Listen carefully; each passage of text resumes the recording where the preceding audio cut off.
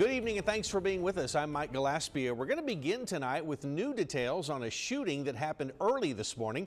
A Corpus Christi police officer is on administrative leave tonight after being forced to open fire on a pair of alleged thieves. It is our top story at 5.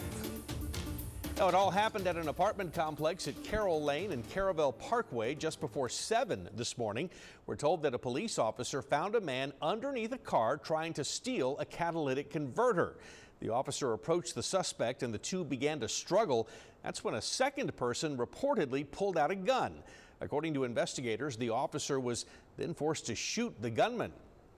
Then an officer was walking through the parking lot, observed a male underneath a vehicle attempting to cut off the catalytic converter. The second subject came up, produced a handgun. The officer disengaged the first subject and subsequently engaged the second subject. The subject was shot. The gunman was taken to a hospital where we have learned he later died from his injuries. Although not hurt, the officer involved has been placed on administrative leave, as is standard procedure during an investigation.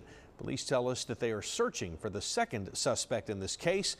You can call 886-2600 if you have any information that could help police find and arrest that individual.